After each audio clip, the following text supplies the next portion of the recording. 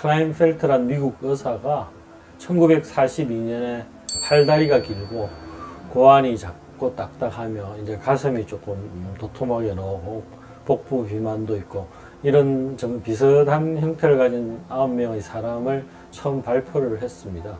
근데 그 1942년도에는 이게 왜 그런지 몰랐어요. 그래서 그 처음 발표한 의사의 이름을 따서 클라인펠트 증후군 했는데 이게 이제 1950년대 이후에 염색체 이상으로 인한 것이다 이렇게 발견이 되었습니다. 클라인펠트 증후군은 병이 아닙니다. 말 그대로 그냥 증후군 어떤 특징적인 양상을 합쳐진 것을 이제 클라인펠트 증후군이라고 하는데 일반적으로 우리 사람의 염색체는 성염색체 2개를 포함해서 46개인데 여자 같으면 X 염색체 2개 포함해서 46개, 남자 같으면 X 염색체 하나, Y 염색체 하나 포함해서 46개인데 성염색체 X가 하나 들어있어서 총 47개 염색체가 있는 것을 클라인펠트 증후군이라고 합니다.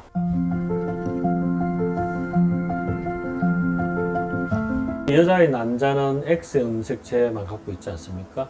그게 이제 감수 분열할 때 이게 분리가 안 되면서 어떤 난자는 XX를 갖고 있는 난자가 있습니다.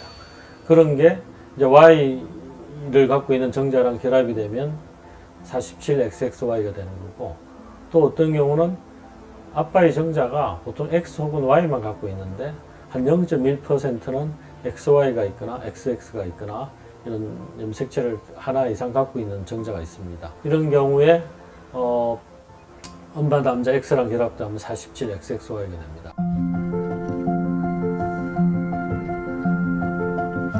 클라인펠트 증후군은 여러 특징이 있겠지만 제일 확실한 특징이 무정자로 인한 불임. 잘 모르고 지내시다가 아기가 안 생겨서 불임 때문에 와서 우연히 발견되는 경우가 많고요. 또 이제 한 경우는 고등학교, 대학교 이렇게 이제 아기가 크는데 2차 성징이 안 나타나서 병원에 오셔서 발견하는 경우가 많습니다. 클라인펠트 증후군의 경우에 남성 호르몬이 떨어지다 보니까 수염이 잘 안 나고 성욕도 떨어지고, 그 다음에 가체중이 많고, 그 다음에 당뇨나 고지혈증의 빈도가 일반인보다 높습니다.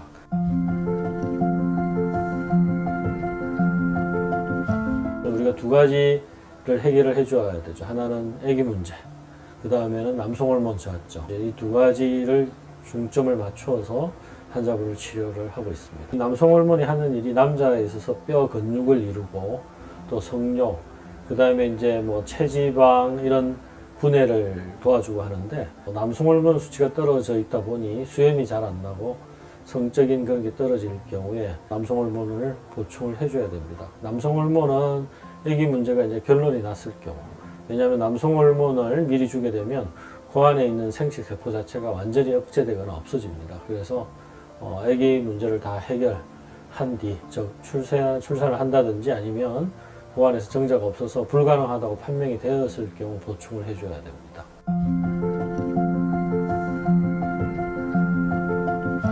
아주 드뭅니다만 47XXY하고 정상 46개의 46XY가 염색체가 섞여 있는 사람이 있어요. 이런 경우에 가끔 정자가 한두 마리 나오기도 하고, 또 이런 정자를 가지고 이제 시험관하기를 해서 출산을 하기도 했습니다만, 대부분은 무정자이기 때문에 그 안에서 정자를 찾아야 됩니다. 그래서 1998년도에 제가 이제 세계에서 3번째로 클라인펠트 증후군에서 그 안에서 정자를 채취해서 임신과 출산에 성공한 적이 있고, 이제 많은 수는 아닙니다만 그 안에서 정자를 찾는 시도를 하고 있습니다. 그렇게 했을 때 이제 그 안에서 정자를 만드는 정세관이 있다면 이를 이용해서 이제 시험관하기를 진행을 할 수가 있죠.